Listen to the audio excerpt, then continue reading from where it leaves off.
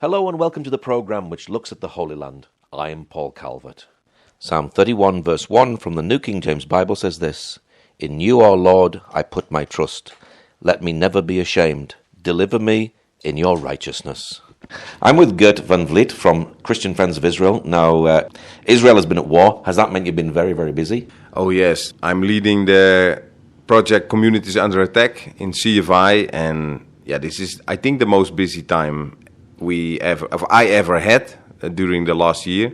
And people are evacuated. Missiles has been hit in neighborhoods in Bat Yam, Rishon LeZion, in Beersheba, in Tamra in the north. It's extremely busy. Now, actually, Israel is literally under attack with the war with Iran. Have you been to places like Bat Yam? Yes, I've been a couple times in Bat Yam right now, 3 times. We've been in the impact place in Beersheba as well. We've been in Haifa too, where the impact was. And so I've been in many places already, yeah. What did you see when you were actually there? Destruction.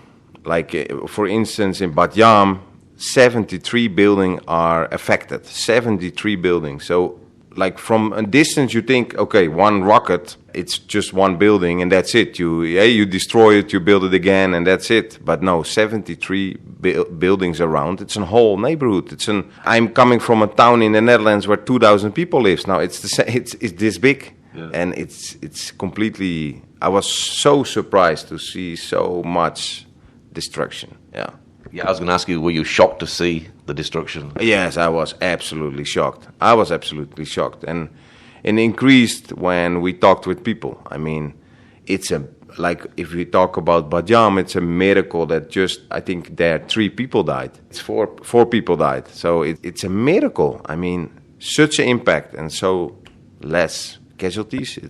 It's a miracle, yeah. So you went to places like Bat Yam. What were you doing there? How were you helping the people there? Now, the people, they have nothing left. So in the moment when the rocket hit, they were sleeping. So the alarm went off, and in their pajamas, they went out to their bomb shelters. And from there, they got evacuated right away. And they have nothing left. So no clothing, no food. They lost their passport, many people. So they have nothing left. So yes, what can you do then? So we decided to distribute food vouchers. You can go to several shops to buy whatever you need. So we went there in the first time to give out food vouchers to the people. Yes, yeah. I imagine when the siren goes off, you've got to go to the bomb shelter, but you might be a family with very little kids. So in the middle of the night, you've got to wake your children up, and they're going to be half asleep and maybe even crying. You might have someone in their 80s in bed, and they've got to get up, they've got to get downstairs, and obviously someone's going to be a little bit slower. So it must be very difficult for the whole community, and particularly with the young and the very, very old. No, it's true. In this area, many people have safe rooms and bomb shelters under the building. But in I spoke with one family, and they told me that they didn't went to the safe room. But their children, just before the impact, before the missile came, their children were in an unrest, and they asked their mother to go into the room at the opposite of the impact. So they were saved by this decision of these children. That's just a little miracle what happened in one occasion. So they didn't went. You start to become a little lazy, right? When all these rockets come and all the most of them, they got intercepted. And if you see so many interceptions, you get lazy. Yeah. But in this occasion, it's a big miracle that they went to the other side of the building. If they stood at the other side, they would have been killed for sure. Yeah. Were people willing to tell you their stories? What sort of stories did you hear? Oh yes, yeah. This is one of the many people are shocked. They are crying. I've not seen so many tears in the last 1.5 years. I mean, in the 7th of October, it was terrible, of course, but it's not comparable. But these people are really they lost everything. They lost everything, and if you lost all your possessions in 1 second. It's wow, yeah, people really crying and they have nothing. Yeah, so it was, mostly crying. Yeah. So when you went up there and you were talking to them, you're obviously from Holland. Yeah. Did they wonder why you're still here when it's in the middle of a war? Oh yes, yeah, they really appreciate that. I mean, if you come for them, you sacrifice your life in their eyes. For me, it's not. Of course, I might risk my life, but my love for the people and for the God of Israel is higher than my own safety. So yes, they are amazed by that. And when I tell them that I am here with my wife and 4 children, they are even more amazed about it. Yeah. Wow. Yes. Yeah. It's a testimony. Absolutely. Yeah. So obviously people have lost their homes now. So where are they? What are they doing?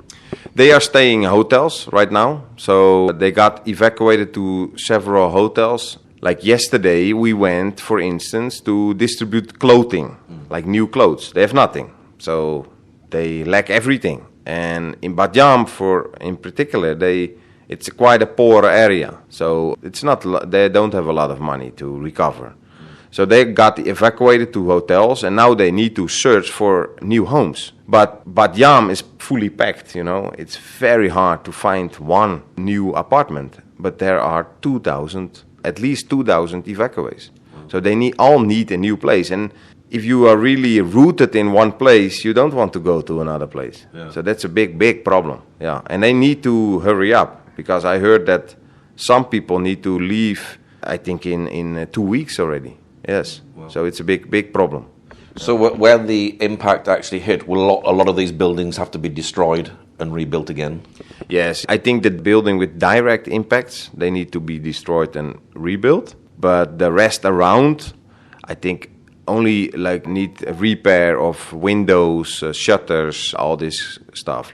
So only the buildings who got direct impact, they need to be rebuilt. Yes, yeah. You've also been up to Haifa. Tell us what you've been doing in Haifa. Haifa, we went to check it out, to ask for requests, but for now there wasn't really a need. Right now, the rocket that hit there was not that big as the rocket in Bat Yam.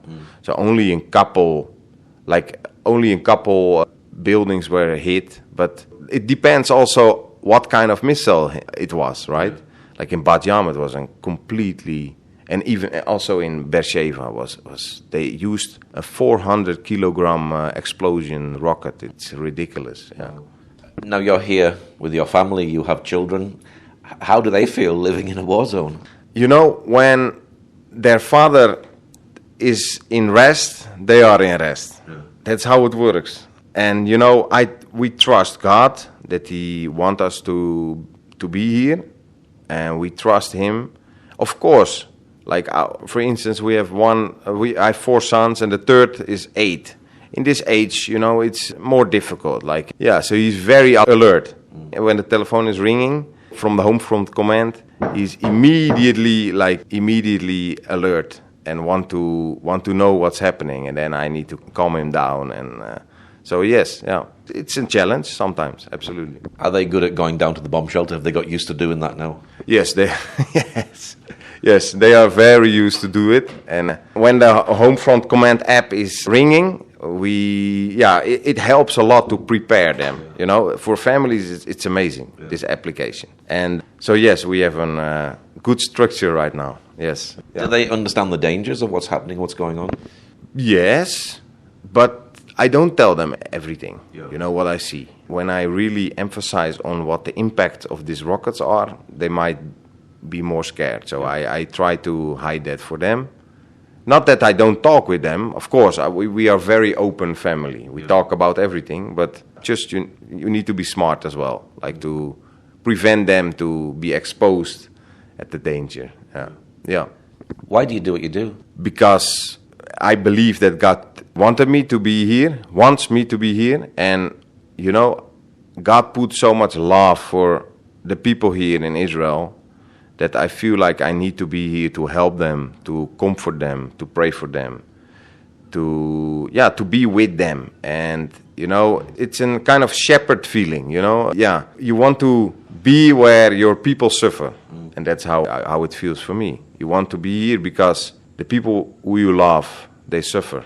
And you want to suffer with them, through it. Does God call people into a war zone? People are running away and you're coming into it. I think, yes, for sure He calls. Yeah, because, this is the heart of Yeshua, of Jesus. He went through that. Why? To take us through it, to be. So I think that's exactly what the Lord's ask us to sacrifice our lives and to choose to intercede for people. Yeah. But that's also physically, I believe. So yes, I think God calls you, especially for these dangerous places. Yeah. Yes, yeah. What's your prayer for Israel at this time? That they trust God, that they cry out to God, that they trust Him because He is their God, even though they don't recognize Him or acknowledge Him. But my prayer is that they will acknowledge Him and that they will recognize Him and that they will cry out to Him because He is good, He is faithful, and He wants His children to be with Him. Yes. Well, Gerrit, thank you very much for sharing today. Yes, thank you very much. Thank you very much. Thank you for joining us today. Pray that God will move by His mighty power in the Holy Land and bring His peace.